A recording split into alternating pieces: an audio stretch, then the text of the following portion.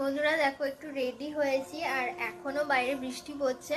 তো তোমাদের একটু আগে বলছিলাম যে কাজ করছি ঘরে আর কি। তো ঘরের কাজ টাজ কমপ্লিট। আর এই দেখো তোমাদের দাদা বাড়িতে বসে থেকে একদমই ভাল লাগছে না। খোলো, তালাটা খোলো।